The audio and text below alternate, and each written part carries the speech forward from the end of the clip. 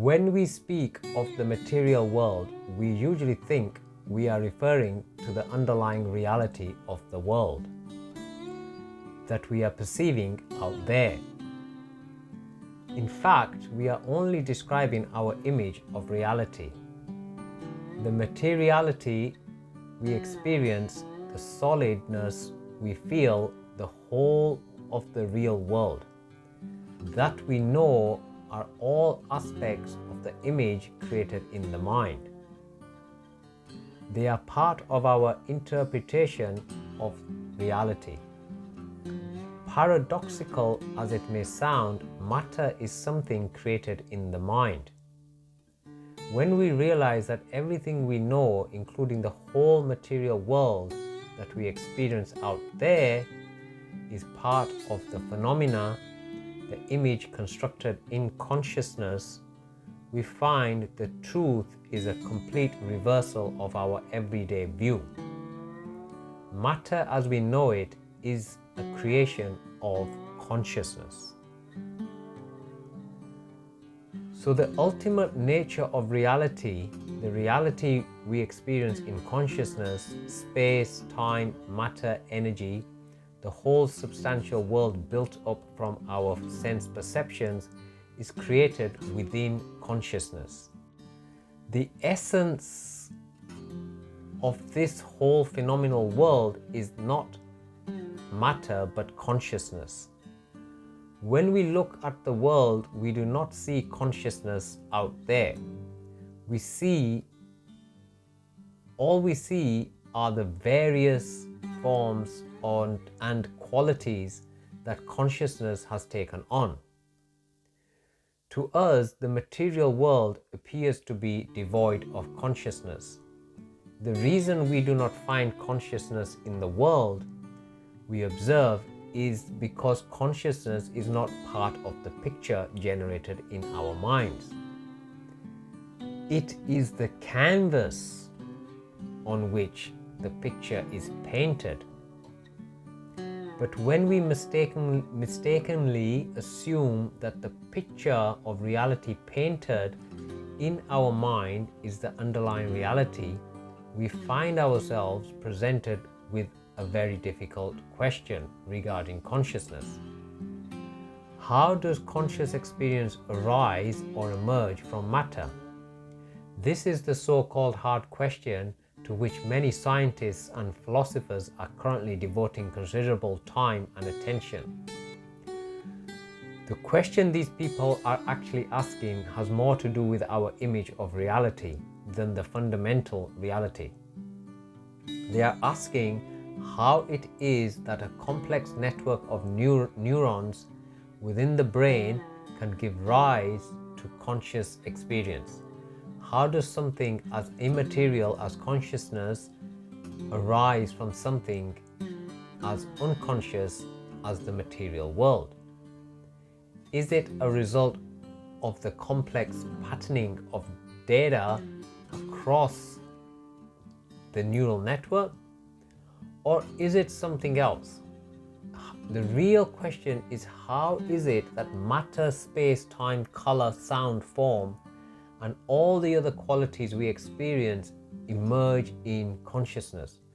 What is the process of manifestation within the mind? Another recurrent question concerns the seat of consciousness. Where is the self, our sense of I-ness, located? Is it in the brain? If so, where? Despite much thought and discussion, no one has yet come up with a clear answer to such questions. As with some of the other problematic issues we have looked at, this one too stems from the confusion of the two realities. The question that is actually being asked is where consciousness is located in our image of reality.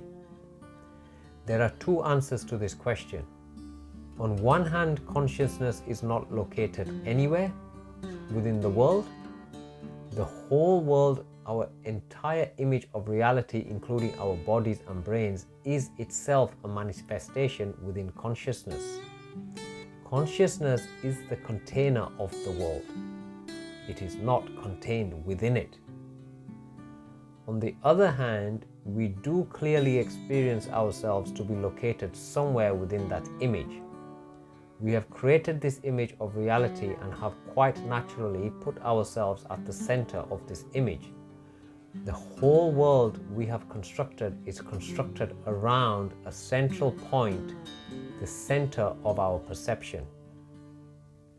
The central point of which most of our sensory experience is somewhere in the middle of the head, where we see ourselves to be somewhere behind the eyes and hear ourselves to be somewhere between the ears.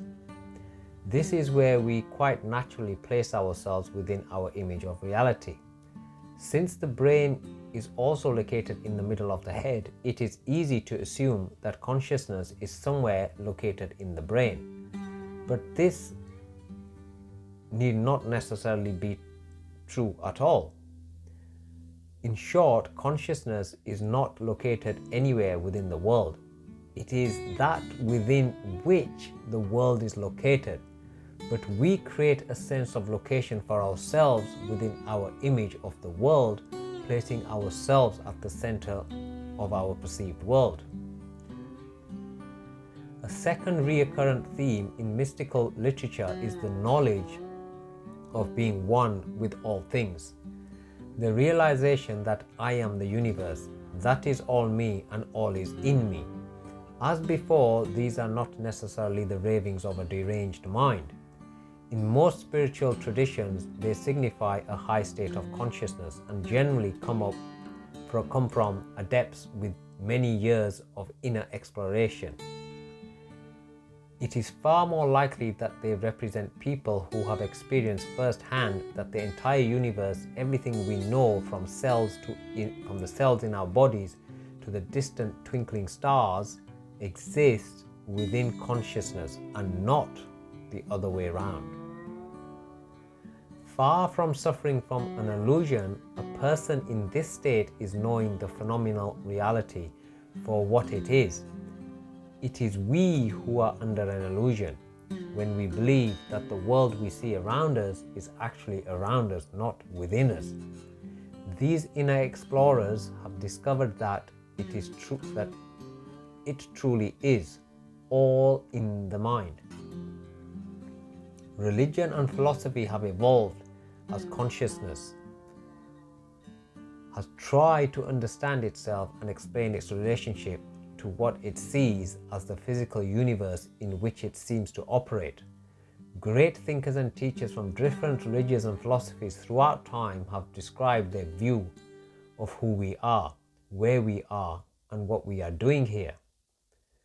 Much philosophical thinking has been prompted by the anomalies in human behavior and the seemingly unpredictable phenomena occurring in the universe, giving rise to the question, is there a purpose to all of this, or is it just a random series of events? In order to be notified of my next video, please hit the subscribe button and also remember to turn on notifications.